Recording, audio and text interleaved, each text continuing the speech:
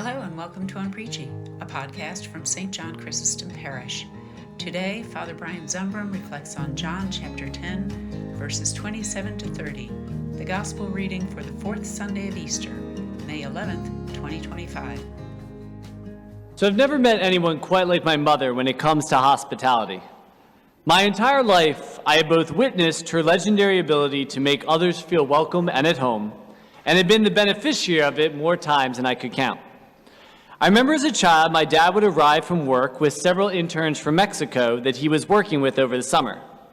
These young people were still getting a hang of the language, and they were far from home. And Harrisburg at the time was not exactly a cultural mecca or nightlife destination, so my dad would just bring them home for dinner.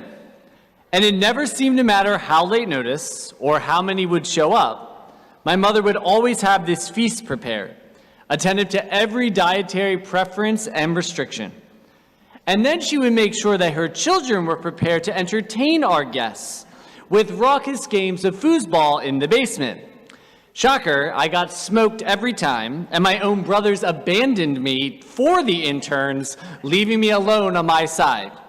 Obviously, I've let it go, as you can tell.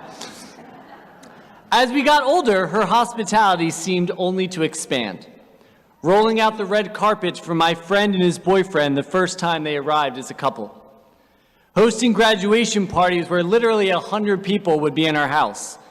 And yet, she would have all the comfortable seating ready for the older guests who struggled to walk, and ample toys that seemed to emerge out of nowhere for little kids who seemed to increase with every party.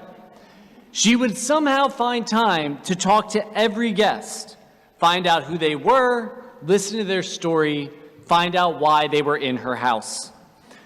She made sure that when a loved one was transitioning and was no longer welcomed at their own family, there was always a seat at our table for every holiday that day forward. And she hosted a barbecue year after year for dozens of nativity students in our backyard, insisting the teachers rest as she and my father orchestrated a game of volleyball for a bunch of middle schoolers and then pumped them full of enough sugar to ensure they didn't sleep 1 minute of the entire drive home. I'm not sure she was always intentional about it, but my mother certainly taught me what the kingdom of God is supposed to look like. This inclusive space, radiant in diversity, from every nation and race, people and tongue, where every people stands before God as an equal, bearing their wounds and scars, bearing their hungers and tears, knowing that every tear will be wiped away, every hunger filled, and every thirst quenched. I know she believes in that kingdom because she has always believed in the shepherd who knows his sheep, who taught her in word and sacrament exactly what it would mean to follow in his footsteps.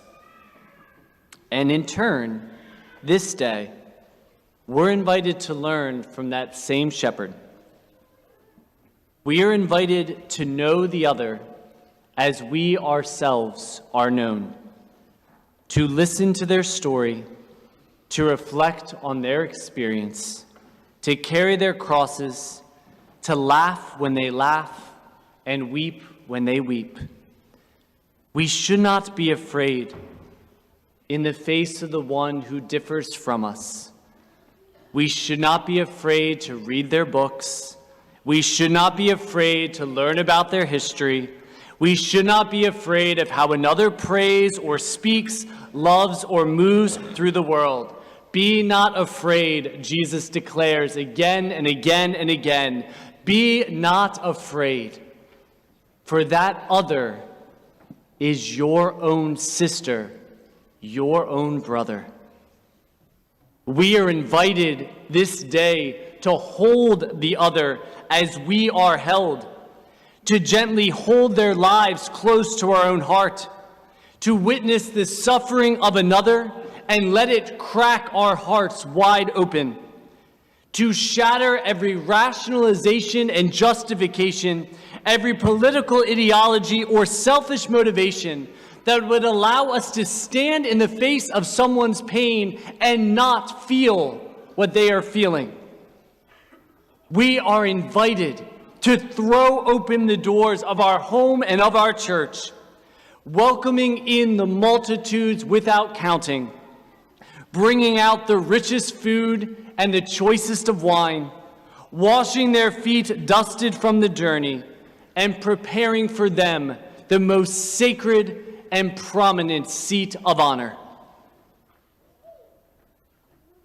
We do this until all of us are home, until every last one of us has found our place in the kingdom that's prepared for us. May God be praised. Unpreachy is a production of St. John Chrysostom Parish in Wallingford, Pennsylvania. Visit us at sjcparish.org. If you enjoyed this episode, please share it with a friend. This podcast was produced by Brendan Lorden with music by Skytoes on Upbeat. Thanks for listening. Be well.